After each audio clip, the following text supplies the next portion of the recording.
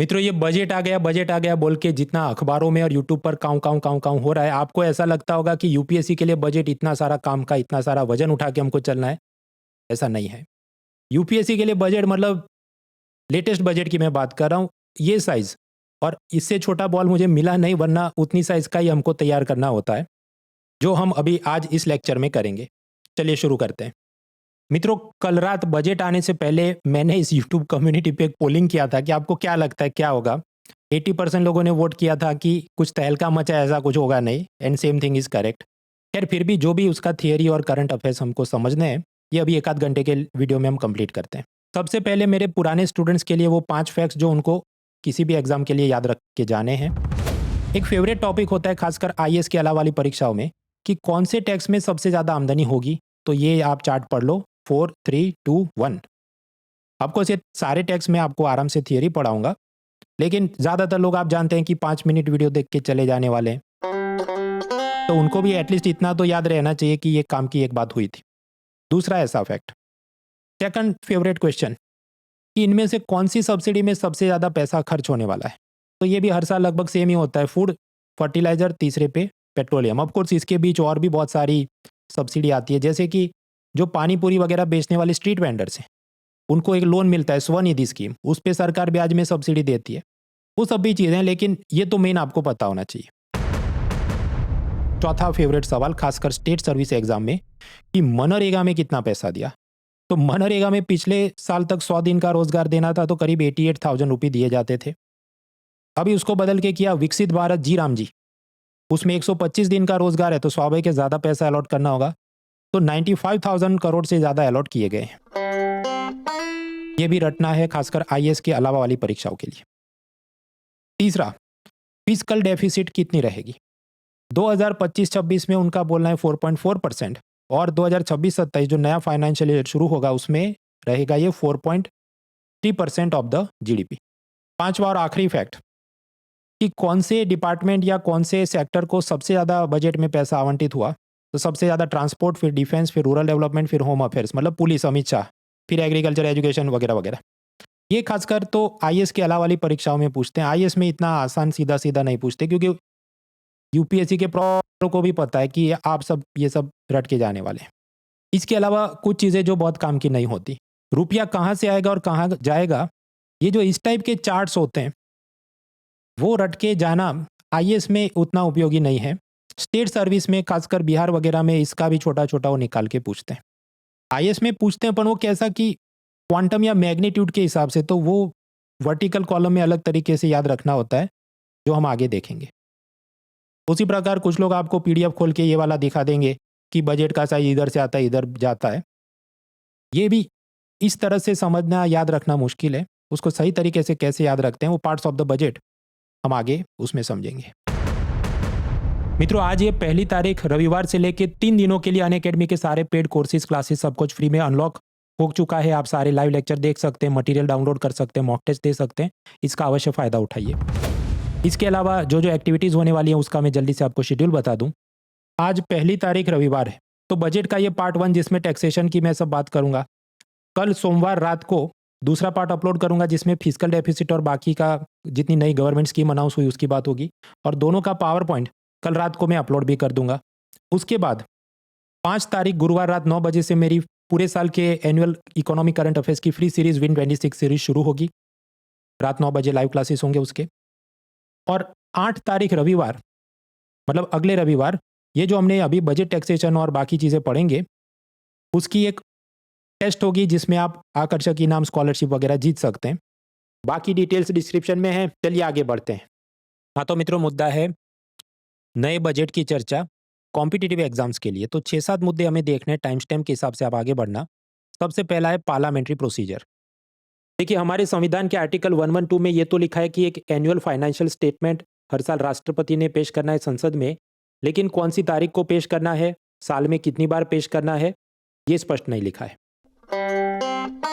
इस कारण से पहले 2-2 बजट आया करते थे, कि रेलवे बजट अलग और जनरल बजट अलग। हालांकि 2017 में मोदी जी ने रेलवे बजट को बंद करा दिया, वो जनरल बजट में मर्ज हो गया। लेकिन अभी भी 2 बजट तो आते हैं। अगर चुनावी वर्ष हो कि लोकसभा का अगर चुनाव होगा तो चुनाव से पहले आएगा इंटरिम बजट और चुनाव के बाद आएगा जनरल बजट।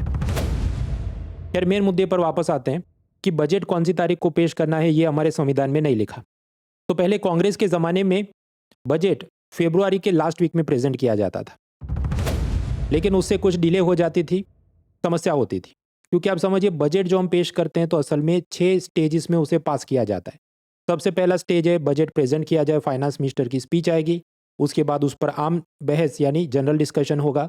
उसके बाद अलग अलग विभागीय समितियाँ, एग्रीकल्चर, एजुकेशन, वो सबको भेजा जाएगा और वो उस पर सुकून से जांच करेगी। उसके बाद चौथे स्टेज में अलग अलग मंत्रालयों ने जो पैसा मांगा है उन डिमांड ऑफ ग्रांट्स पर वोटिंग होगी। पांचवें स्टेज पे कुल मिलाकर जितना सब खर्च करना है उसका अप्रोप्रिएशन बिल पास होगा। उसी के बाद भारत सरकार कंसोलिडेटेड फंड ऑफ इंडिया में से पैसा खर्च कर सकती है। और आखिरी छठे स्टेज में जनता से टैक्स लेने के लिए एक अलग से फाइनेंस बिल भी पास करना होता है। तो कुल मिलाकर 6 स्टेज में हमें बजट पास करना होता है। वीडियो पॉज करके ये लिस्ट पढ़ लेना। इसके बारे में भी कौन सा सीक्वेंस करेक्ट है यूपीएससी ने प्रश्न पूछे हैं। तो मैं आपको बता रहा था पहले कांग्रेस के ज़माने में फरवरी के लास्ट वीक में ये बजट प्रेजेंट होता था, तो ये 6 स्टेज में बजट पास करते करते मई महीना आ जाता था। इस डिले के चलते बीच में सरकार ने अपने टेम्पररी खर्चे उठाने के लिए स्टाफ को सैलरी कैसे दोगे, तो टेम्पररी पैसा निकालना पड़ता, उसे कहते थे वोट ऑन अकाउंट। इन सब तकलीफों को सॉल्व करने के लिए मोदी जी ने 2017 में एक रिफॉर्म लिया कि अब से बजट को फरवरी के वीक 4 में नहीं, फरवरी के फर्स्ट वर्किंग डे को पेश करेंगे। तो फिर 2017 से मोदी जी ने निर्णय लिया कि बजट को फरवरी के चौथे वीक में नहीं, फर्स्ट वर्किंग डे को प्रस्तुत किया जाए। तो रविवार होने के बावजूद भी पहली तारीख को ये बजट आ रहा है। तो देखिए हमारे संविधान में तो बजट शब्द का कोई उल्लेख नहीं है। कुछ बातें कि एनुअल फाइनेंशियल स्टेटमेंट आना चाहिए वगैरह। तो बजट जब हम कहते हैं तो असल में सरकार ने संसद से 3 चीज़ों की परमिशन लेनी है। पहला, जनता से टैक्स वसूलने के लिए एक फाइनेंस बिल पेश करना होगा। दूसरा, सरकार के पास तिजोरी में जो पैसा है उसे खर्च करने के लिए अप्रोप्रिएशन बिल पेश करना होगा। सरकार के पास ये जो पैसा होता है 3 जगह पर रखा होता है।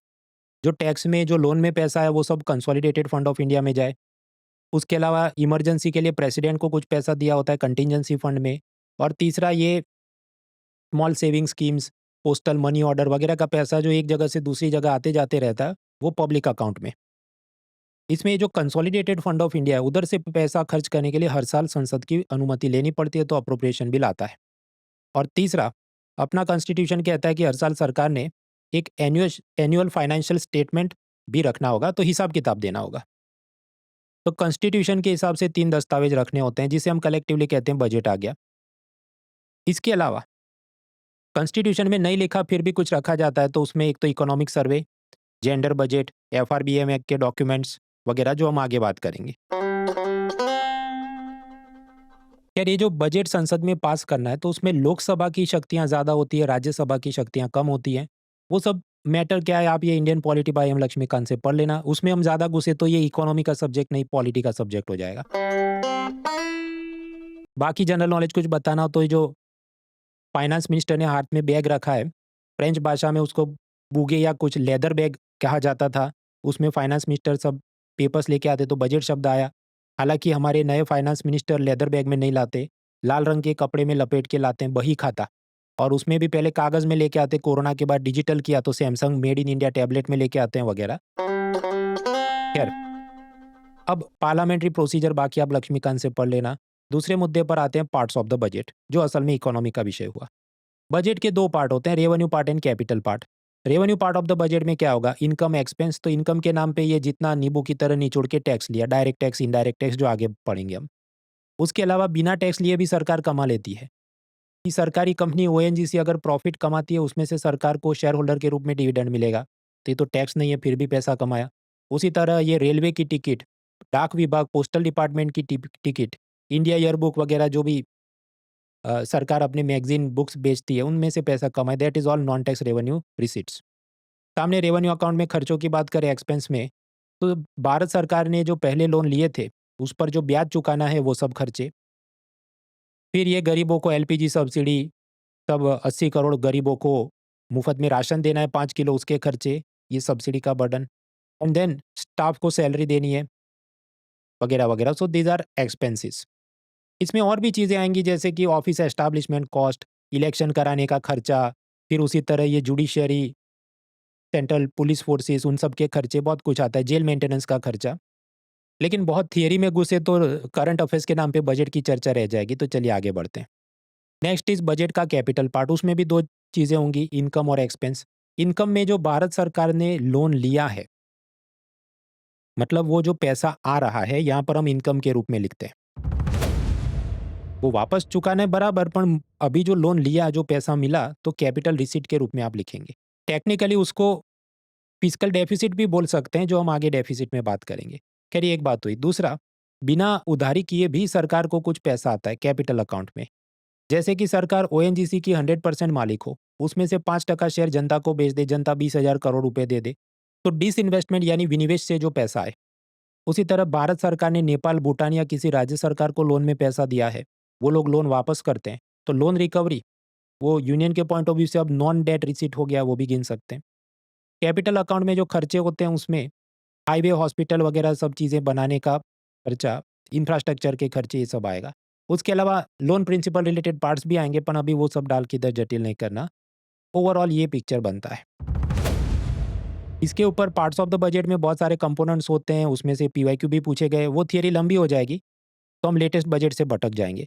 उसे देखना है तो मेरी किताब में भी है, जिसका लेटेस्ट एडिशन आएगा फ़ेब्रुअरी एंड में, ये नया बजट उसमें मैं अपडेट करूँगा। और अभी अनअकैडमी का ये 3 दिवसीय अनलॉक ऑफर है, उसमें आप सब पुराने कोर्सेज़ में से थियरी पढ़ भी सकते हैं, सब कुछ अनलॉक हो गया है। आगे बढ़ते हैं। मित्रों, हमने ये बजट का जो क्लासिफिकेशन पढ़ा, उसमें से लगभग सभी परीक्षाओं में प्रश्न आ चुके हैं। जैसे लेटेस्ट 2025 की आईएएस प्रीलिम में ये प्रश्न है, वीडियो पॉज़ करके आप ट्राई करिए। 4, 3, 2, 1। अब आप समझो, एक तो मैं आप सबको खास आग्रह करना चाहूँगा कि जो इकोनॉमी के सवाल है उसको आप अंग्रेजी में पढ़ो एग्जाम हॉल में, एग्जाम पेपर में। उसे प्रोसेस करना बहुत आसान है। हिंदी में वो सब पूंजीगत प्राप्ति, देयता, सृजन करती है, परिसंपत्ति, अपितु ये अभिज्ञात फलाडिम का। एक तो उसी में आदमी आधा कंफ्यूज और परेशान रहता है। तो साइंस, टेक्नोलॉजी, फिर इकोनॉमी, ये ऐसे विषय हैं कि इसका अंग्रेजी पढ़ के आप एमसीक्यू सॉल्व करेंगे, आपका टाइम बच जाएगा। खैर, हम जो समझ रहे थे, मान लीजिए आरबीआई ने भारत सरकार को लोन दिया, तो भारत सरकार के पॉइंट ऑफ व्यू से वो लायबिलिटी है क्योंकि वापस करना है प्रिंसिपल और इंटरेस्ट, और आरबीआई के पॉइंट ऑफ व्यू से वो एसेट हुई क्योंकि उसमें से वो पैसा कमा रहा है। अब मिरर की इस तरफ हम जाएं कि यदि भारत सरकार केरला राज्य सरकार को लोन देती है, तो भारत सरकार का हार्ट इमोजी है कि उसको पैसा कमाने को मिलेगा। केरला सरकार का सैड इमोजी होगा कि भाई मुझे पैसा वापस करना है। तो मतलब यूनियन द्वारा दिया गया लोन, उस पर वो जो इंटरेस्ट रिसीव करे, वो तो यूनियन की एसेट हुई, वो यूनियन की लायबिलिटी नहीं है, बराबर। तो अब वापस से आप देखो, ये जो थर्ड स्टेटमेंट क्या बोल रहा है कि interest received on loans create liability for the government, तो गलत है ना, वो तो एसेट हुई एक जात की, कि मतलब वो तो कमाई हो रही है उनकी। तो 3 इज रॉन्ग, जहाँ देखिए उड़ा दो, तो जवाब क्या होगा, ये 1 एंड 2 ओनली। तो ये क्या कोई करंट अफेयर्स है? नहीं, ये तो थियरी हुई। तो मैं आपको बता रहा था, जो 100 में से करीब 6 सवाल पिछली प्रीलिम्स में इकोनॉमी के अंदर सब टॉपिक बजट टैक्सेशन से पूछे गए, उसके अंदर लगभग 4 से 5 सवाल तो ऐसे ही हैं, सब आपका थियरी का ज्ञान मांग रहे हैं। तो ज़्यादा करंट अफेयर्स के नाम पे छाती नहीं पीटनी चाहिए। आगे बढ़ते हैं। तो मित्रों, यहाँ तक हमने जो पढ़ा उसमें से कुछ प्रीवियस ईयर क्वेश्चन सॉल्व करते हैं। देखिए, नॉर्मली आईएएस एग्जाम की प्रीलिम्स में ये जो दूसरा पिलर है बजट टैक्सेशन, उसमें से कम सवाल आते हैं। कई साल ऐसे गए कुछ नहीं पूछा हो, कुछ साल ऐसा कि 1-2 सवाल पूछे हो। 2025 थोड़ा अलग वर्ष था, सीधे 6 सवाल पूछे। हालांकि खुशी की बात ये रही कि उसमें से 5 सवाल तो ऐसे थे कि एकदम बेसिक थियरी, जो आप किसी भी जगह से पढ़ के गए हो, यू कैन मैनेज। तो ऐसे अलग अलग जो सवाल पूछे, मैं आपको टॉपिक्स पढ़ाता रहूँगा, उसके बाद हम देखते रहेंगे। Third part is taxation. जब आप कोई सामान खरीदते हैं, जैसे Coca Cola, Thums Up, Pepsi, तो आपने प्राइस प्लस जीएसटी भरा, मतलब कि टैक्स का इम्पैक्ट जिस पॉइंट से वसूल किया गया वो व्यापारी है, लेकिन उसका बोझ तो आप पर ही था। आपने प्राइस प्लस जीएसटी भरा, तो टैक्स का इंसिडेंस आप पे है। तो यहाँ दोनों व्यक्ति अलग हैं, इस कारण से हम जीएसटी को कहते हैं इनडायरेक्ट टैक्स। उसी तरह एक्साइज ड्यूटी, जब आप पेट्रोल डीजल भरवाते हैं तो आपने पेट्रोल पंप मालिक को दिया, वो सरकार में दे रहा है। कस्टम्स ड्यूटी जो इंपोर्ट एक्सपोर्ट पे लगती है, ये सब भी इनडायरेक्ट टैक्स के उदाहरण है। डायरेक्ट टैक्स, जो आपने पैसे कमाए उस पर आप ही ने इनकम टैक्स भरना है। तो इंसिडेंस और इम्पैक्ट दोनों सेम पर्सन पे हुआ, इस कारण से इनकम टैक्स को हम कहते हैं डायरेक्ट टैक्स। अब सारे टैक्सेस का एक जल्दी से ओवरव्यू ले लेते हैं। सबसे पहले हम बात करें कंपनियों की। जैसे कि टिम कुक भारत में आईफोन मैन्युफैक्चर करे, तो उसके लिए बाहर से जो भी कंप्यूटर प्रोसेसर चिप्स वगैरह लाना होगा, उस पे इंपोर्ट पे लगेगी कस्टम्स ड्यूटी, सीमा शुल्क। फिर उन्होंने मोबाइल बनाया, भारत में बेचेंगे, उस पे लगेगा जीएसटी। और इस पूरे बिजनेस में कंपनी को जो प्रॉफिट होगा, उस पे सरकार मांगेगी कॉरपोरेशन टैक्स यानी निगम निगम कर। तो इधर मैंने जो ग्रीन कलर में लिखे वो डायरेक्ट टैक्स हैं, ब्लू कलर में लिखे वो इनडायरेक्ट टैक्स है। अब आपको सवाल होगा कि तुमने टैक्स तो बोल दिए, पर इसमें कितना परसेंटेज लगता है उसकी ज़्यादा बात नहीं की। देखिए, जब हम पुराने पेपर देखते हैं आपको अंदाज़ा आ जाएगा कि कौन से टैक्स का एग्जैक्ट परसेंटेज रेट क्या है, उसके बारे में यूपीएससी यूजुअली तो पूछती नहीं। तो बहुत लोड लेना नहीं है। हम आईएएस की तैयारी करने जमा हुए, चार्टर्ड अकाउंटेंट एग्जाम के लिए जमा नहीं हुए। हालाँकि ये जो भी टैक्सेस के नए रेट्स हैं, वो सब कुछ मेरे ये बुक और कोर्स के अंदर आ जाएगा, लेकिन अभी के लिए उसमें लोड नहीं लेना है। मित्रों, कंपनियों के पॉइंट ऑफ व्यू से cost price plus profit equal selling price. तो ये जो प्रॉफिट है उस पे 15 से 35% कॉरपोरेशन टैक्स यानी निगम कर लगता है। वो डिपेंड करता है कि 2019 या उसके बाद कंपनी खोला था या पहले खोला था, देशी कंपनी है या विदेशी कंपनी है, फॉरेन कंपनी है तो उसके ऊपर 35 तक जा सकता है। अब ये जो प्रॉफिट है उसमें भी ऐसा नहीं कि सारी रकम पर टैक्स भरना होता है। सरकार कंपनियों को एनकरेज करने के लिए बहुत सारे डिडक्शन, एग्जाम्पशन, डेप्रिसिएशन देती है कि देखो ये सब तो बराबर है, लेकिन इसमें भी तुम्हें पुरानी मशीन रिपेयर करने का डेप्रिसिएशन मिलेगा। तुमने अगर सोलर पैनल लगाया तो उसका तुमको एक्स्ट्रा हम टैक्स में माफ़ करेंगे। रिसर्च डेवलपमेंट में खर्च करो इतना और माफ़ है। ये सब करके असल में आपका टैक्सेबल प्रॉफिट थोड़ा कम हो जाता है, तो कम टैक्स भरना पड़ता है। लेकिन मान लो कोई कंपनी इसका मिसयूज करे और इतना सब वो अपना जाल बिछा दे कि मेरा तो टैक्सेबल प्रॉफिट जीरो है, इस कारण से मुझे तो कॉरपोरेशन टैक्स भी जीरो ही पड़ना है। तो सरकार नहीं नहीं ऐसे तो नहीं चलेगा, हम नींबू तो निचोड़ के रखेंगे। तो वो लेके आएंगे मिनिमम ऑल्टरनेट टैक्स यानी मैट। अब ये मैट क्या है, कैसे काम करता है, हमारे लिए आईएएस में उतना उपयोगी नहीं, एक लाइन में मैंने आपको समझा दिया। अब इस मैट के अंदर आपको अलग अलग सुधार मिलेंगे 2026 के बजट में। हो सकता है कल अखबार में जो कवरेज आए उसमें भी इसकी बहुत डिटेल पीएचडी की गई हो। तो मेरी आपको सलाह है उसमें आप दिमाग खर्च ना करें, बाकी सब्जेक्ट तैयार करो। आईएएस के अंदर वो इतना उपयोगी नहीं है। एक दो लाइन में मैंने आपको बता दिया। तो हम चार्टर्ड अकाउंटेंट की एग्जाम की तैयारी करने नहीं आए, हम यूपीएससी, स्टेट सर्विस वगैरह के लिए जो जमा हुए, तो जनरल आइडिया लेना है।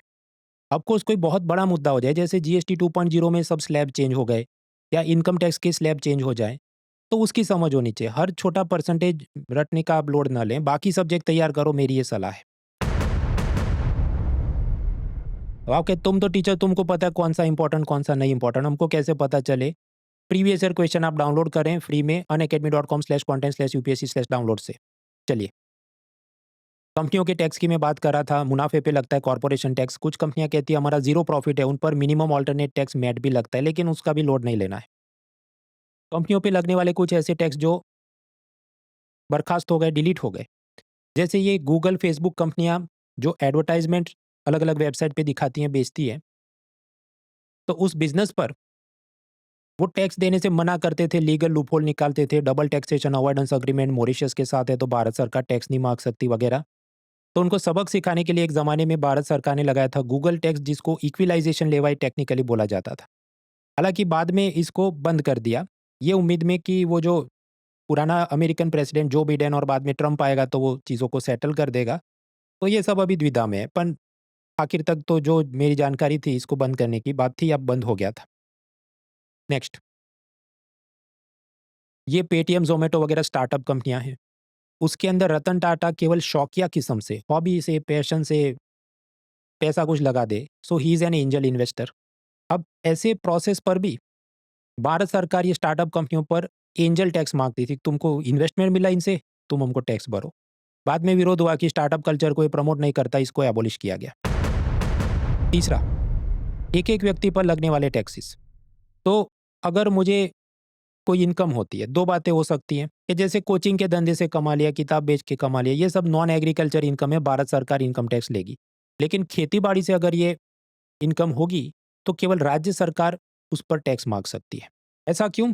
क्योंकि हमारे संविधान में ये जो 7 शेड्यूल है उसमें सब विभाजन किया है कि कुछ चीज़ों पर केवल केंद्र मांग सकता है, कुछ चीज़ों पर केवल राज्य सरकार टैक्स मांग सकती है। हालांकि ज़्यादातर राज्य सरकारें किसानों पर टैक्स नहीं लगाती है, सोच के कि बहुत गरीब हैं, उन्हें परेशान नहीं करना, लेकिन फिर कुछ फिल्म स्टार भी फार्म हाउस खोल के किसान बन जाते हैं। खैर आगे बढ़ते हैं, इनकम टैक्स भर दिया अभी। कैपिटल गेन्स टैक्स, पूंजीगत लाभ कर। मतलब मैं शेयर बाजार में प्रॉफिट कमा लूँ, प्रॉपर्टी बेच के, बिटकॉइन बेच के, मोनालिसा पेंटिंग बेच के, तो ऐसा कुछ एसेट्स बेच के जो प्रॉफिट कमाता हूँ उस पे लगेगा कैपिटल गेन्स टैक्स। इसके परसेंटेज अलग अलग होते हैं, डिपेंड करता है कौन से जात की एसेट है। कि बिटकॉइन होगा तो 30% टैक्स चढ़ेगा।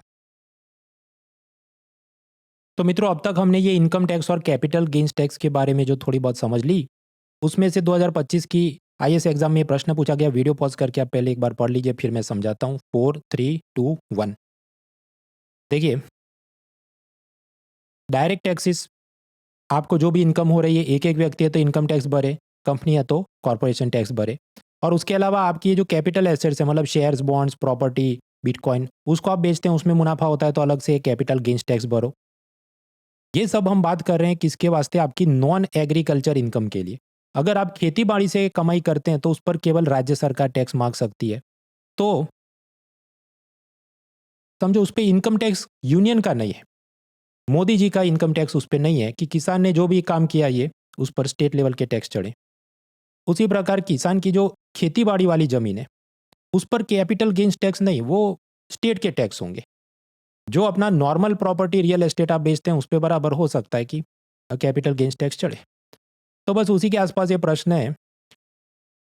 पहला स्टेटमेंट क्या कह रहा है कि पोल्ट्री और वूल रियलिंग, इस पे कोई जात का टैक्स नहीं। तो भाई अगर राज्य सरकार चाहे, पंचायती राज बॉडीज चाहे, वो तो मांग सकते हैं, तो ये 1 इज रॉन्ग।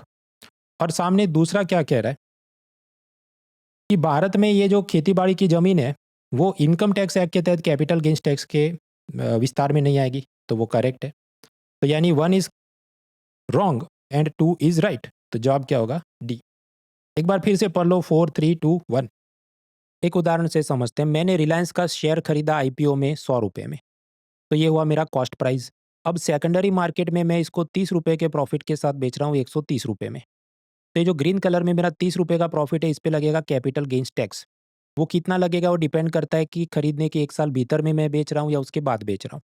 अगर देरी से बेचेंगे तो कम टैक्स लगेगा, क्योंकि सरकार चाहती है आप रोज उठ के खरीद बेचो नहीं, शेयर बाजार थोड़ा स्टेबल रहे, इसलिए long term capital gains tax थोड़ा कम रखते हैं।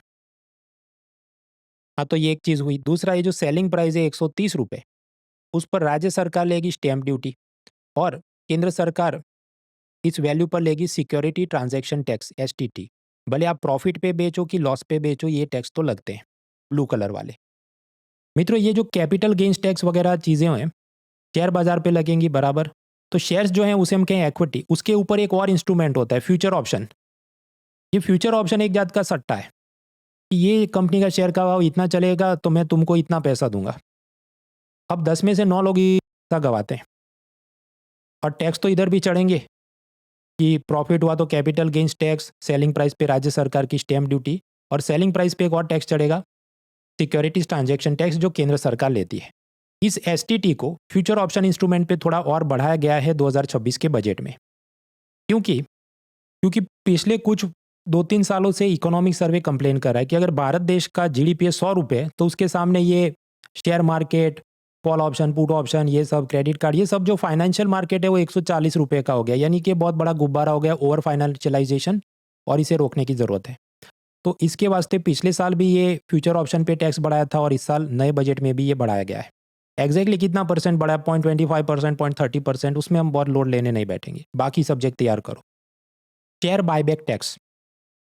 मान लीजिए टीसीएस कंपनी के 1 शेयर, 2 शेयर करके 100 करोड़ यूनिट्स हैं, और कंपनी का इसमें से 10 लाख यूनिट्स हम बायबैक कर लेंगे। उसके अलग अलग कारण हो सकते हैं जिसमें हम अभी नहीं जाएंगे। तो इस प्रोसेस पर जब कंपनी अपने खुद के शेयर्स वापस खरीदती है, उस पर एक टैक्स लगता है, शेयर बायबैक टैक्स। अब नए बजट में टेक्निकल रिफॉर्म्स किए हैं, उसका भी ऐसा है कि आईएएस परीक्षा में वो समझना उतना फायदेमंद नहीं है। मेरी वापस सलाह होगी, बाकी विषय आप तैयार करिए। इस पर भी सुप्रीम कोर्ट में केस चल रहा है कि सिक्योरिटी ट्रांजैक्शन टैक्स हटा दिया जाए वगैरह, पर अभी कोई डिसीजन नहीं आया है। वापस आते हैं।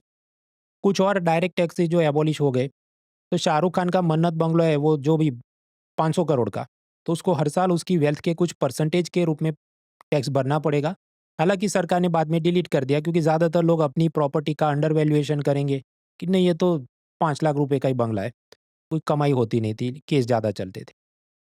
दूसरा एस्टेट ड्यूटी कि मंसूर अली खान मतलब टाइगर पटौड़ी की मृत्यु पर उनका ये सब जायदाद बेटे सैफ अली खान को मिले, तो उस पर लगे एस्टेट ड्यूटी। हालाँकि उनका ये जो भी संपत्ति पैलेस वगैरह है वो कुछ एनिमी प्रॉपर्टी एक्ट में वो सब पॉलिटी में आप समझ लेना। पर ऐसा भी एक टैक्स था जो बंद हो गया।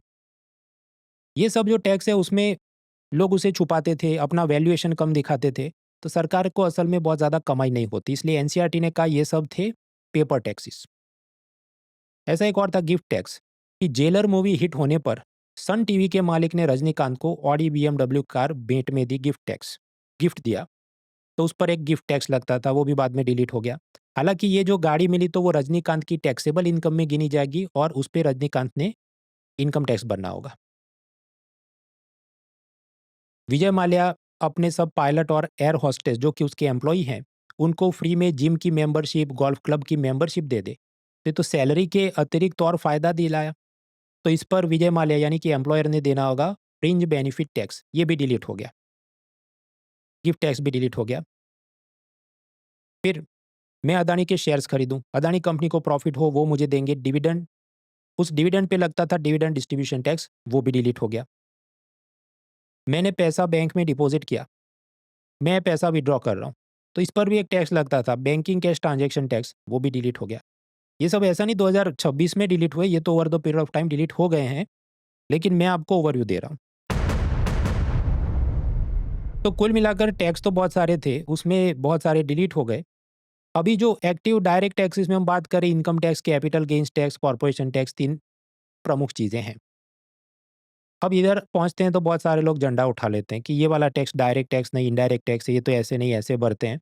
उस पर मेरी स्टैंडर्ड ऑपरेटिंग प्रोसीजर बहुत आसान है कि केंद्र का कोई भी टैक्स है, आप सीधा ये पूछो ना कौन-सा विभाग ले रहा है, तो आप पाएँगे central board of direct taxes नाम की एक संस्था है, अगर वो टैक्स ले रही है, जिसके नीचे इनकम टैक्स डिपार्टमेंट आता है, तो नाम में लिखा है डायरेक्ट टैक्स, तो वो सबको डायरेक्ट ही गिनना है।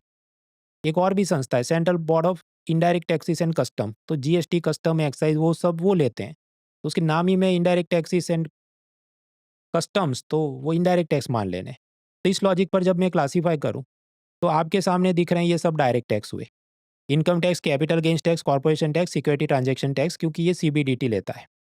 On the other side customs duty import export पे, जीएसटी बाकी सब सामान पे, पेट्रोल डीजल वगैरह पर एक्साइज ड्यूटी, गुटखे पर भी सेंट्रल एक्साइज ड्यूटी, और फिर ये गुटखा पान मसाला वगैरह पर नेशनल कैलेमिटी कंटिजेंट ड्यूटी और कुछ अलग सेस वगैरह, वो सब इनडायरेक्ट में गया। इसके अलावा कुछ और भी सेस सरचार्ज होते हैं, आगे बात करेंगे। उसके अलावा कुछ एडमिनिस्ट्रेटिव प्रोसीजर्स होती है जैसे टीडीएस, एडवांस टैक्स, वो भी आगे बात करेंगे। तो कुल मिलाकर ये चित्र है। अगेन आई रिपीट, ये चार्टर्ड अकाउंटेंट के एग्जाम के लिए लेक्चर नहीं है, हम कॉम्पिटिटिव एग्जाम्स के लिए आइडिया ले रहे हैं। अब यहाँ तक पहुँचे तो सबसे फेवरेट सवाल अलग अलग एग्जामिनर्स का ये होता है कि कौन से टैक्स में सरकार को इस साल सबसे ज़्यादा आमदनी होने वाली है। वीडियो पॉज करके इसे आप याद रखें, 4 3 2 1। चलिए आगे बढ़ते हैं। अब इसके बाद थोड़ी समझ लेते हैं इनकम टैक्स की।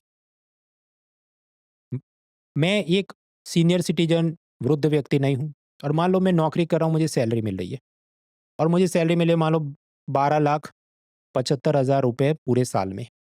तो इसमें सरकार कहेगी देखो 75,000 रुपीज़ सीधे ही माइनस कर दो, उस पर कोई टैक्स नहीं, स्टैंडर्ड डिडक्शन। तो बचा कितना, 12 लाख, इसे हम कहें टैक्सेबल इनकम। अब मुझे 4-5 बाल्टियाँ लेनी है, उसमें ये पैसा भरना है और स्टिकर चिपकाना है। पहली बाल्टी पर 0%, दूसरी पर 5, 10, 15 और भी स्लैब्स हैं, लेकिन अभी इसे जटिल नहीं करना। मान लो सिर्फ 4 बाल्टियाँ हैं, मेरे पास 12 लाख है, आप कहे तुम सारे पहली बाल्टी में भर दो, कोई टैक्स मत भरो। नहीं, इसमें नियम है कि ये जो बाल्टियाँ इसमें 4-4 लाख भर सकते हैं।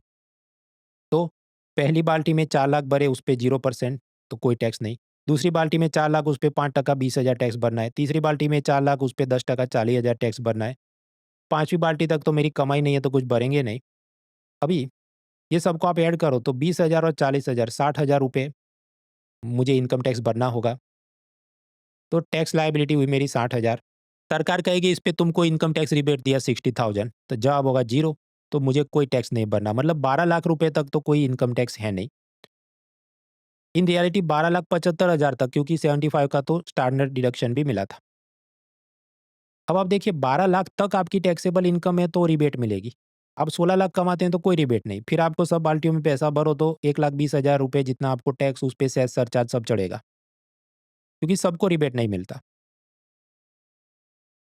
अब 2025 से पहले 60 लाख रुपए तक की इनकम हो तो आपको ये सब जीरो हो जाता था। 2025 में रिफॉर्म लिया था कि 12 लाख रुपए तक आपकी इनकम हो, टैक्सेबल इनकम, तो आपको रिबेट के हिसाब से सब जीरो हो जाता था। नए बजट 2026 में क्या सुधार लिए? तो जब ये कुछ टेक्निकल रिफॉर्म लिए अपन, कुल मिला के तो यही सीन है। वैसे भी आप सोचिए, इस साल कोई बड़ा इलेक्शन तो है नहीं। बिहार इलेक्शन भी जो लास्ट बड़ा वाला इलेक्शन था, जीत चुकी सरकार। और हर साल तो कितना टैक्स कम करे, फिर अलग-अलग योजना चलाने के लिए भी पैसा चाहिए। आप सोचिए 2025 में 12 लाख तक इनकम टैक्स माफ़ किया, जीएसटी के स्लैब्स में भी सुधार करके जीएसटी कम कर दिया, तो फिर हर साल तो टैक्स काटना मुश्किल होता है। खैर, तो ये 2025 में जो टैक्स स्लैब बने थे उसकी ये रिजीम है। इसमें आप पाएँगे 24 लाख के ऊपर वाली जो बाल्टी है, उस पे 30% टैक्स लगता है, और उस वो ऐसी है कि जितना बाकी का कमा रहे हो 50 लाख, 100 लाख, सब कुछ उसी में भरना है, उस पे 30% टैक्स चढ़ता है। खैर, वीडियो पॉज़ करके आप ये स्लैब्स देख लो एक बार। 4, 3, 2, 1। अब आप सोचिए 12 लाख तक मैं कमा रहा हूँ, मुझे तो फ़ायदा हो गया, 60,000 रुपए टैक्स नहीं भरना। तो अगर ये मेरा फ़ायदा है तो मिरर की उस साइड देखो, सरकार का एक प्रकार से काल्पनिक नुकसान हो गया, जिसे हम कहते हैं टैक्स एक्सपेंडिचर या रेवेन्यू फॉरगॉन, परित्यक्त राजस्व। हालाँकि मेंस में इतना भी सब चोंचलेबाज़ी करने की ज़रूरत नहीं है। परित्यक्त राजस्व सोच के वो भी आप लिख सकते हैं, टैक्स एक्सपेंडिचर या रेवेन्यू फॉरगॉन हिंदी लिपि में। अब प्रोफेसर को खुद समझ नहीं आया परित्यक्त राजस्व क्या है, ये क्या नया डिपार्टमेंट खोल दिया क्या? एनीवेज़, माय पॉइंट इज़ कि सरकार का लॉस हो गया तो सरकार बेवकूफ़ है क्या? क्यों माफ़ कर दिया टैक्स? जीडीपी की फॉर्मूला आपको पता होनी चाहिए। T for consumption plus I for investment plus G for government expenditure plus X for export minus M for import, CIGXM से जवाब आया जीडीपी। अब इसमें सी पर क्या है? कंजम्पशन। अब आप सोचिए अगर सरकार टैक्स बढ़ाएगी तो पब्लिक शॉपिंग कम करेगी, पैसा बचाएगी, क्योंकि उनको भी बाकी भी तो खर्चे करने हैं, जो मेडिकल बिल है, बच्चों की पढ़ाई है वगैरह। तो टैक्स बढ़ता है, कंजम्पशन कम होता है। कंजम्पशन कम होगा तो इस फॉर्मूले के हिसाब से जीडीपी भी कम होगा। तो इसलिए कहा जाता है कि tax multiplier is a negative multiplier. इस कारण से सरकार टैक्स रिबेट देती है, टैक्स को कम करती है, ताकि आपकी डिस्पोजेबल इनकम, खर्च करने योग्य आय हाथ में ज़्यादा रहे, तो आप ज़्यादा शॉपिंग करें, जीडीपी बढ़े।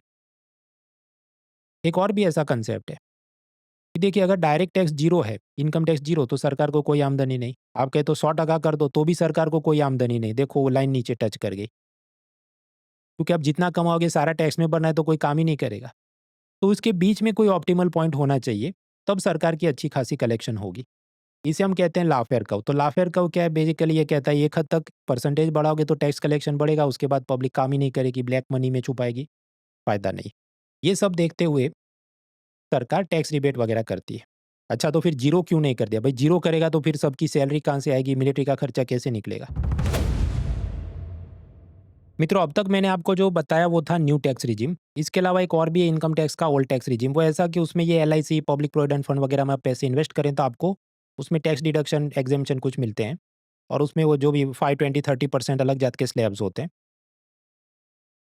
वो हालाँकि इतना हॉट एंड हैपनिंग आजकल है नहीं। उसको मैं पढ़ाने बैठूँ और 15-20 मिनट इधर खा जाएगा। लेकिन क्योंकि अनअकैडमी ने अभी ये 3 डेज़ ऑफर के चलते सारे पेड कोर्सेज़ अनलॉक कर दिए, तो अब मेरी पिछली बैच पीसीबी 14 जो पिछले साल हुई थी उसमें जाके देख लेना, अगर आपकी वो इसमें इंटरेस्ट है। आगे बढ़ते हैं। ये जो इनकम टैक्स लिया जाता है इसके पीछे एक कानून है, 1961 में बना। फिर सरकार ने कहा उसको बदल देंगे, तो बहुत सालों तक बात हुई एक डायरेक्ट टैक्स कोड के लेके आएँगे जो बहुत अफलातून होगा। लेकिन ऐसा कुछ हुआ नहीं। पुरानी शराब नई बोतल में भर के दे दी 2025 का इनकम टैक्स बिल, जिसमें हालाँकि कुछ बहुत मतलब ग्राउंड ब्रेकिंग रिफॉर्म्स तो हुए नहीं। पहले मान लो 5 लाख शब्दों में कानून था, इन्होंने चैट जीपीटी को फीड किया होगा कि इसको इंग्लिश में थोड़ा कॉम्प्रेस कर दो, पैराग्राफ में चीज़ें उसको टेबल में लिख दो। तो ये बोल के मतलब मान लो 2 लाख शब्दों में हमने कानून कर दिया, तो बहुत अद्भुत है। फिर बिटकॉइन पे टैक्स लगेगा, उस पे थोड़ी क्लैरिटी दी। इनकम टैक्स अधिकारियों को सत्ता दी कि आप सब लोगों के ईमेल और सोशल मीडिया स्पाई कर सकते हैं वगैरह। तो ऐसी सब उसमें बातें हैं। आगे बढ़ते हैं। तो मित्रों, अब तक बजट के नाम पे हमने पार्लियामेंट्री प्रोसीजर्स देखी, पार्ट्स ऑफ द बजट, और उसके पीवाईक्यू सॉल्व किए। टैक्सेस भी हमने देखे, डायरेक्ट टैक्सेस तक। और जैसा कि हमने देखा कि इनकम टैक्स में तो कोई खास सुधार है नहीं। जीएसटी पर आने से पहले मैं कुछ एडमिनिस्ट्रेटिव मैकेनिज्म्स पर आपको ले जाना चाहता हूँ, क्योंकि इस बार टैक्स तो कम नहीं किए, लेकिन एडमिनिस्ट्रेटिव मैकेनिज्म में बहुत कुछ, ये सरल करेंगे, वो टाइट करेंगे, ये बातें थी। तो एडमिनिस्ट्रेटिव मैकेनिज्म में cess surcharge, TDS, TCS, advance tax, tax refund, revenue shortfall, safe harbour, advance pricing mechanism, ये सब वर्ड्स हैं। एक एक दो दो लाइन में पता होना चाहिए, बहुत लोड नहीं लेना है। हम यहाँ चार्टर्ड अकाउंटेंट टाइप का पढ़ने नहीं आए, यूपीएससी ऐसा पूछती भी नहीं है। चलिए शुरू करते हैं। सबसे पहले ये टीसीएस क्या है। यूट्यूब पर आप देखेंगे कि बहुत सारे ब्लॉगर्स, इन्फ्लुएंसर्स की आज मैंने ये वाली महंगी गाड़ी बुक कराई, उसको मैं घर लेके आया। तो फिर सरकार जानना चाहेगी कि अगर तुम इतनी महंगी महंगी गाड़ियाँ और लाइफस्टाइल है तुम्हारी, तो तुम पैसे कहाँ से कमाते हो, इनकम टैक्स भरते हो कि नहीं। इसको जानने के दो तरीके हैं। एक है टीडीएस, जिसके बारे में हम बाद में बात करेंगे। पहले समझ लेते हैं TCS, that is tax collected at source. इस केस में ये जो महंगी महंगी गाड़ियाँ खरीदी जा रही हैं, तो मान लीजिए आपने एक लग्जरी कार खरीदी 1 करोड़ रुपए की, उस पर सरकार कहे 40% जीएसटी लगेगा, तो वो लगेगा। इसके अतिरिक्त सरकार एक और चीज़ लेके आई थी, टैक्स कलेक्टेड एट सोर्स। ये जो 1 करोड़ की गाड़ी है, उसके ऊपर 1% टीसीएस और चढ़ेगा। तो मतलब आपको कितना भरना पड़े, 1 करोड़ बराबर उस पर 40 लाख जीएसटी, और उसके ऊपर 1 लाख और आपको टीसीएस भरना पड़े। तो इतनी बड़ी रकम जो कस्टमर है वो कार शोरूम ओनर के मालिक को देगा। उसमें से जीएसटी गया आपका, वो इनडायरेक्ट टैक्स है, और ये टीसीएस अलग कटा। ये जो टीसीएस है वो आपकी इनकम टैक्स लायबिलिटी के साथ एडजस्ट होगा। मतलब गाड़ी खरीदते वक्त भी आपका पान कार्ड नंबर लिखवा देंगे, और फिर आपको आगे जाके रेड हो सकती है अगर आपने उसके फॉर्म भर के सब डिक्लेरेशन नहीं किया। ये ऑब्जेक्टिव था टैक्स कलेक्टेड एट सोर्स का। हालांकि हालांकि गाड़ियों पर लगने वाला ये टीसीएस शायद उन्होंने बाद में बंद कर दिया था, चालू था, वो सब डबल डोल की टाइप का चलते रहता है। हमें बस बेसिक कंसेप्ट समझना है।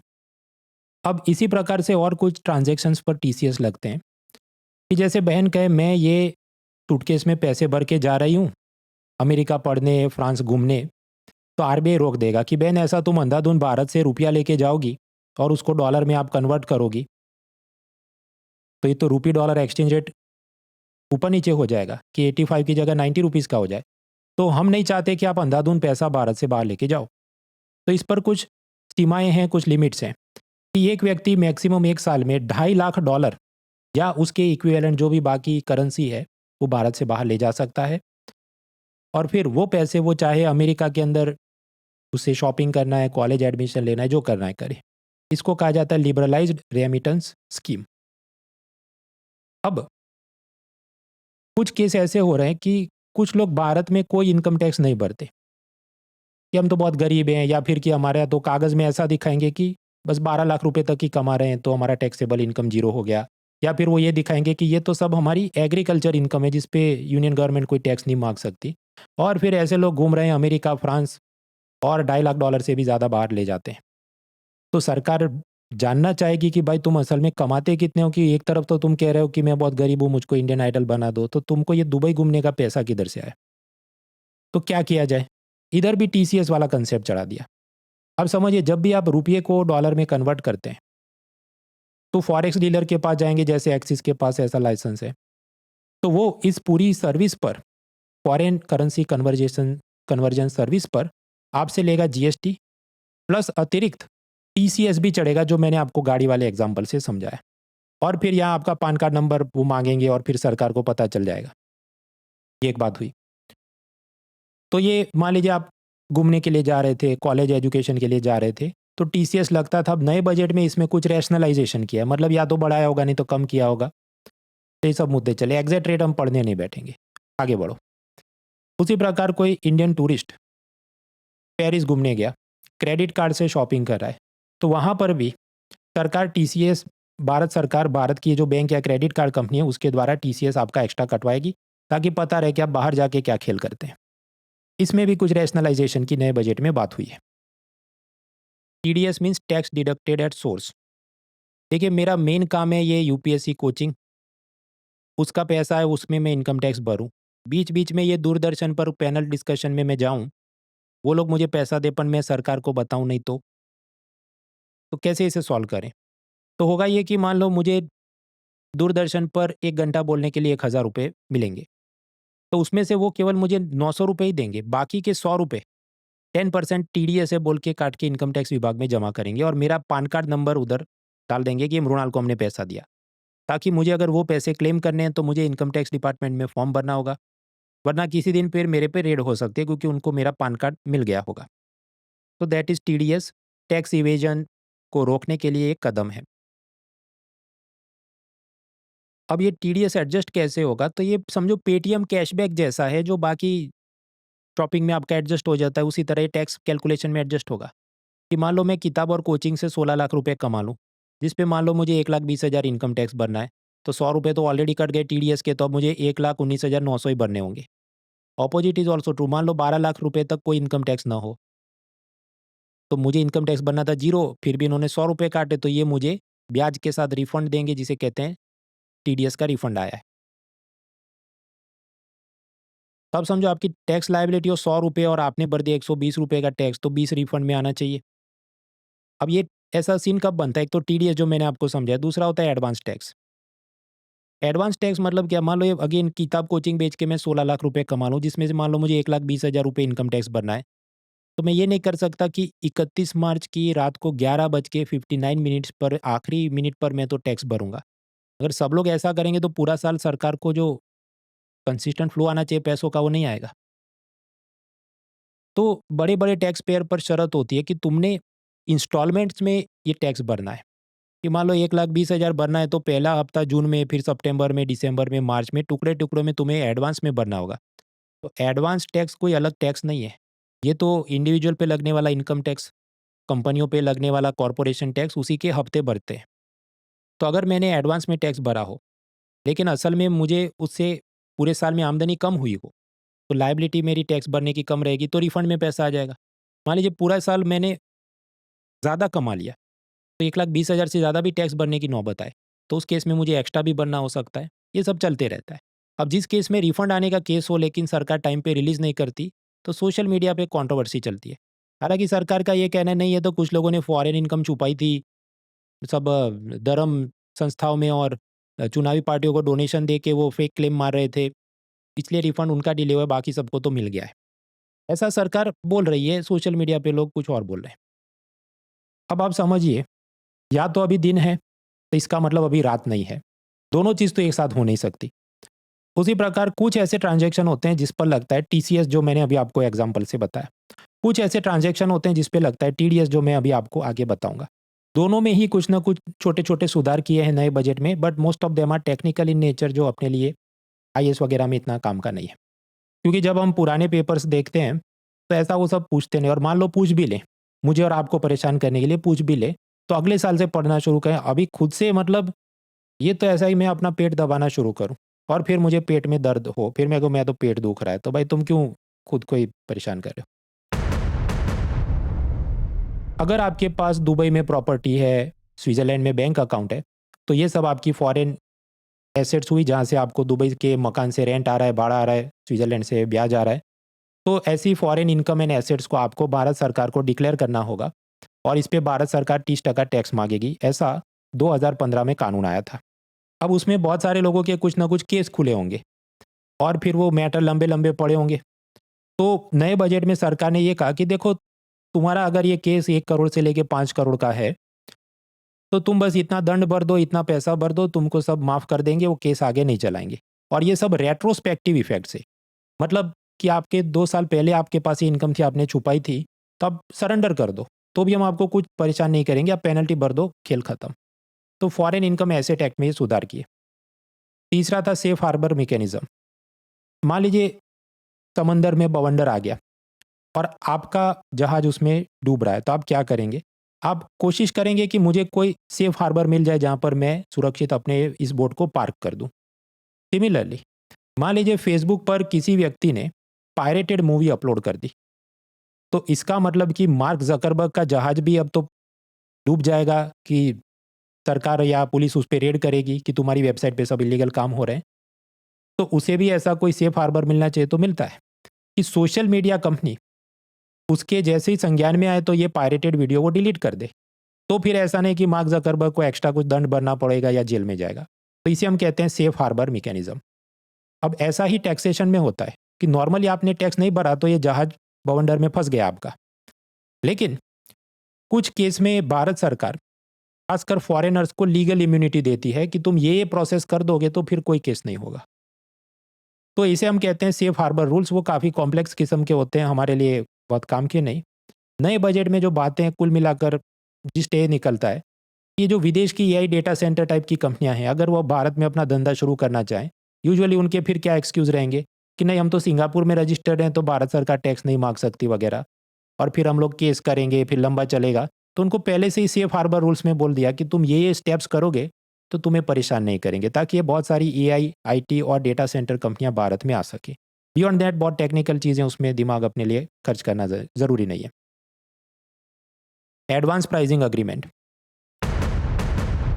अमूल का जो नॉर्मल दूध होता है, पास्चुराइज्ड मिल्क, तो उस पे 0% जीएसटी। फिर इन्होंने नया लॉन्च किया कैमल मिल्क। अब कैमल मिल्क में वो सब किए तो बहुत ही हेल्थ प्रॉपर्टी है, एंटी डायबिटिक है। लेकिन अगर जीएसटी ऑफिसर ये कहे कि भाई ये तो लग्जरी आइटम है, मालदार पब्लिक खरीदेगी, तो इस पे तो टैक्स माफ़ी नहीं हो सकती, इस पे 18% जीएसटी होना चाहिए। तो एक्चुअली क्या स्लैब होना चाहिए? 0% होना चाहिए, 18% क्या होना चाहिए? जब भी कोई नया प्रोडक्ट लॉन्च किया जाए उसमें ये शंका हो सकती है। अब आप अमूल कंपनी प्रोडक्ट लॉन्च कर देगी, तो पहले दिन जो ये जीएसटी ऑफिसर है वो कुछ नहीं बोलेगा, वो मुंह पे ताला लगा देगा कि इनको करने दो, वो जो करेंगे मैं उसका उल्टा बोल के इन पे रेड करूंगा और मैं इनको परेशान करूंगा। तो फिर भारत में ईज ऑफ डूइंग बिजनेस हो नहीं सकती।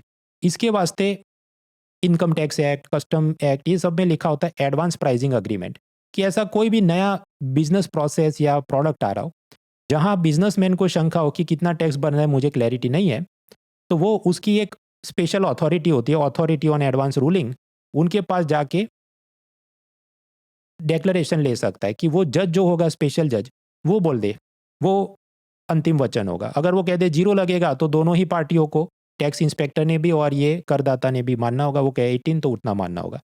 तो ये हुआ एडवांस प्राइसिंग अग्रीमेंट। अब इसमें भी आईटी और एआई कंपनियां जो भारत में आना चाहती हैं उनको शायद शंका हो कि हमारी इस प्रोसेस पर कितना टैक्स चढ़ेगा, तो वो लोग भी ऐसे अपने एडवांस प्राइसिंग अग्रीमेंट जो करवा सकते हैं, उसमें कुछ टेक्निकल सुधार लिए गए हैं बजट 2026 में। ऐसा ही एक और वन लाइनर है, रेवेन्यू शॉर्टफॉल। कंपनियों के प्रॉफिट पे लगता है कॉर्पोरेशन टैक्स। अब 2024 में मान लो सरकार की उम्मीद थी कि हमें 10,20,000 करोड़ मिलेंगे, लेकिन असल में 9,80,000 करोड़ ही मिले, तो उम्मीद से कम पैसा आया। तो इसे क्या कहते हैं? Revenue shortfall. मित्रों, कोरोना के बाद वाले वर्षों में नॉर्मली हम देखते थे कि रेवेन्यू शॉर्टफॉल की समस्या कम हो गई थी, लेकिन इस बार मुझे आश्चर्य हुआ कि 2025 के बजट में उनको उम्मीद थी इनकम टैक्स में 14,38,000 करोड़ रुपए की आमदनी होनी चाहिए, लेकिन असल में उससे थोड़ा कम आया है, यानी कि शॉर्टफॉल हुआ है। इसका क्या कारण हो सकता है? तो ये टीसीएस और आईटी सेक्टर में इतने सारे लोगों को ले ऑफ किया गया पिछले साल, ये एआई रेवोल्यूशन के चलते। तो उसमें ऐसे बहुत सारे लोग होंगे जो पहले मान लो 15 लाख 25 लाख कमाते होंगे, नौकरी चली गई तो उनका पूरे साल का एवरेज निकालो तो 12 लाख से कम हो गई होगी इनकम, और 12 लाख से कम इनकम पर तो इनकम टैक्स माफ है आपको। तो इस कारण से उम्मीद से कम आया, ये मेरा अनुमान है। उसी प्रकार जीएसटी में भी रेवेन्यू शॉर्टफॉल हुआ, हालांकि वो तो एक्सपेक्टेड है, क्योंकि पहले जब फरवरी 2025 में बजट पेश किया होगा उन्होंने पुराने स्लैब के हिसाब से 5, 12, 18, 28 के हिसाब से गिना होगा। फिर सितंबर 2025 में जीएसटी 2.0 के नाम पर रिफॉर्म्स लिए गए कि ज़्यादातर चीज़ों पर या 5 या 18 कर दिया, बहुत सारी चीज़ों पर माफ़ कर दिया, तो उम्मीद से कम आया रेवेन्यू शॉर्टफॉल, वो भी एक्सपेक्टेड है। बाकी जो टैक्स थे, कॉरपोरेशन टैक्स कंपनियों के मुनाफे पर, एक्साइज ड्यूटी पेट्रोल डीजल आदि 5 हाइड्रोकार्बन प्रोडक्ट पे, कस्टम ड्यूटी इंपोर्ट एक्सपोर्ट पे, उसमें 2025 में कोई रेवेन्यू शॉर्टफॉल नहीं पाया गया। ऐसा एक आध सवाल कुछ सालों पहले कहीं पर सीएपीएफ में पूछा था, बाकी इतना ज़्यादा इसका भी लोड लेने की ज़रूरत नहीं है। तो मित्रों, टैक्स के नाम पे टैक्स के दरों में तो कटौती लगभग हुई ही नहीं, खासकर इनकम टैक्स जीएसटी में कोई सुधार नहीं, लेकिन ये एडमिनिस्ट्रेटिव मैकेनिज्म काफ़ी कुछ बदली गई है। खैर इसके बाद हम लोग आगे बढ़ते हैं, जीएसटी और बाकी इनडायरेक्ट टैक्सेस के बारे में समझ लेते हैं। Let's continue. तो मित्रों आगे का मुद्दा है इनडायरेक्ट टैक्सेस। इनडायरेक्ट टैक्सेस में हालांकि कुछ खास हुआ नहीं है। देखिए इंपोर्ट एक्सपोर्ट पे लगता है कस्टम्स ड्यूटी, उसमें बहुत सारी चीज़ों पर खासकर जो रॉ मटेरियल है उस पर टैक्स कम करने की कोशिश हुई ताकि भारत में मैन्युफैक्चरिंग इंडस्ट्री को प्रोत्साहन मिल सके। अब एक एक चीज़ पर क्या स्लैब चेंज हुआ है, अब मान लो उसमें उसने कोई केमिकल का नाम लिया हो, कोई स्पेशल टेक्नोलॉजी का नाम लिया हो, तो वो सब के सवाल हो सकते हैं, लेकिन वो करने बैठे तो हम लंबे हो जाएंगे। बाकी सब्जेक्ट आप तैयार करो, उसमें आपको ज़्यादा फायदा दिखे। तो कस्टम ड्यूटी में मेरे हिसाब से कुछ खास जानने लायक है नहीं। दूसरा, कस्टम ड्यूटी के अलावा होते हैं एक्साइज ड्यूटी, जीएसटी वगैरह इनडायरेक्ट टैक्सेस, समझ लेते हैं। पेट्रोल डीजल आदि 5 हाइड्रोकार्बन प्रोडक्ट जिसमें होगा petrol, diesel, crude oil, natural gas और एविएशन टर्बाइन फ्यूल जो एरोप्लेन में भरा जाता है, इन पर जीएसटी नहीं लगता।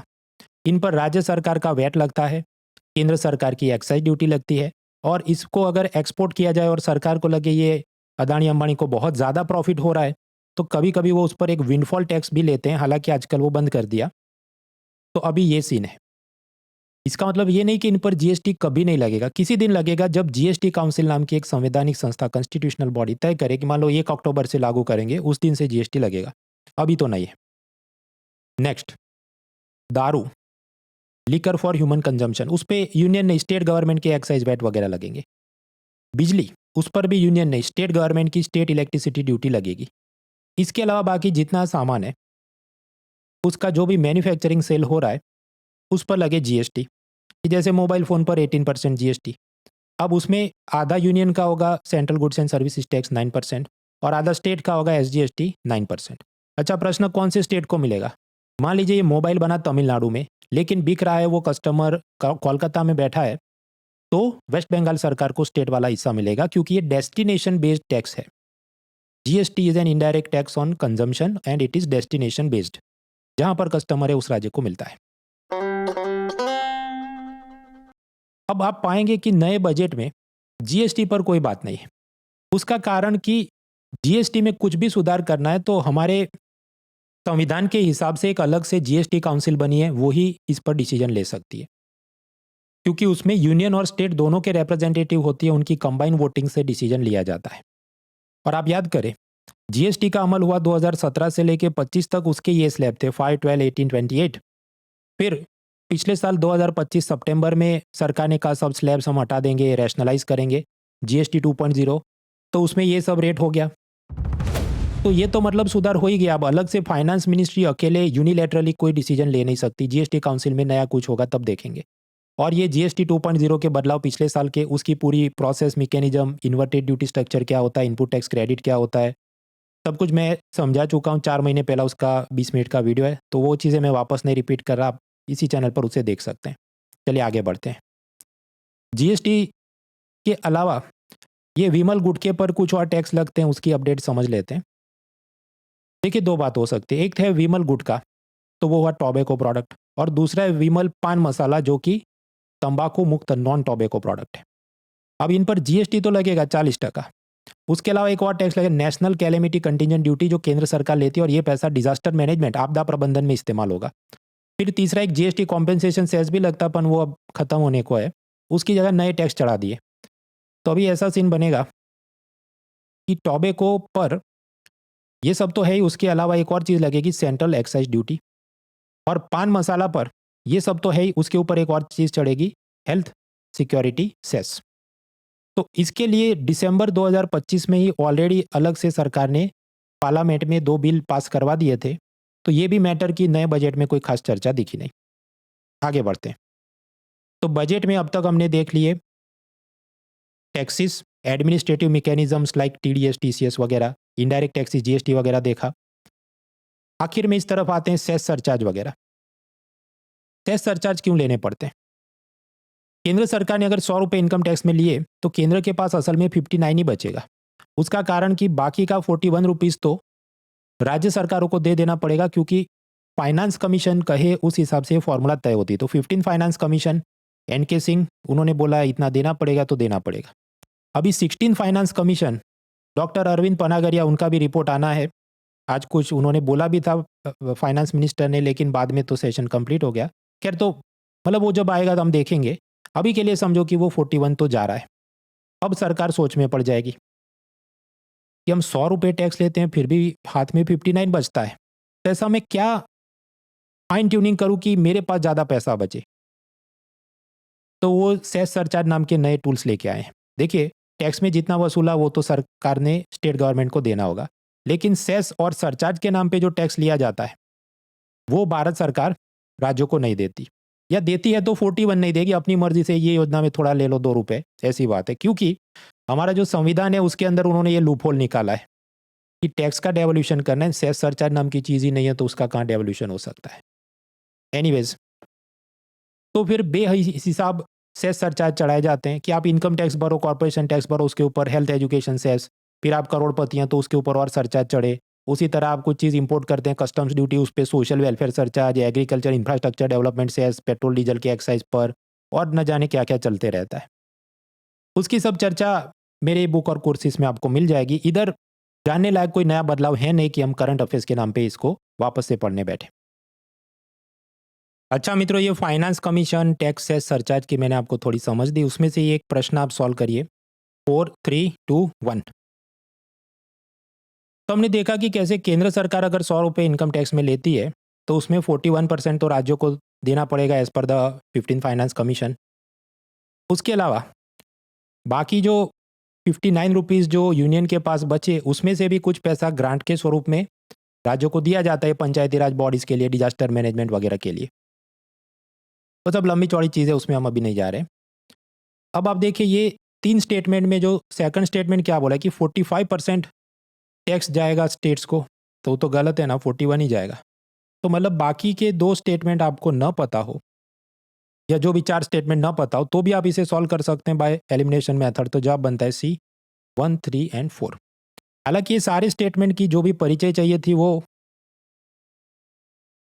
मेरी इकोनॉमी बुक और मटेरियल में पहले से था, लेकिन मान लो उतना आपको याद नहीं है तो भी इसको मैनेज करना आसान है। तो देखिए, अब तक हम लोगों ने revenue part of the budget, सब टॉपिक टैक्सेशन देख लिया। तो मित्रों, बजट के इस फर्स्ट लेक्चर में मैंने आपसे बात की parliamentary procedure, parts of budget, taxes वगैरह। पार्ट 2 के अंदर हम आगे जाएंगे, ये सब्सिडी, डेफिसिट्स, नई कौन कौन सी योजनाएं लॉन्च हुई, और बाकी के जितने PYQ हैं वो भी हम सॉल्व करेंगे। ये नेक्स्ट वीडियो मैं कोशिश करूंगा सोमवार रात को अपलोड कर दूं। तो अभी मुझे निकलना होगा, क्योंकि हर साल की तरह इस साल भी मुझे दूरदर्शन गुजराती अहमदाबाद चैनल पर बजट की लाइव चर्चा के लिए शाम को वहाँ पर मेरी फील्डिंग लगी है। तो आई विल लीव नाउ। मित्रों, आजकल एक बात से मुझे दुख होता है कि जो UPSC कोचिंग के चैनल हैं वो भी न्यूज़ चैनल जैसे बन गए हैं कि पढ़ाने के ज़्यादा उनको TRP और पेज व्यू की रश रहती है। अब आप समझो कि अगर बजट आया है तो उसको आराम से स्टडी करके उसका अगर पावर पॉइंट सही से बनाना है तो 1-2 दिन का काम लगता है।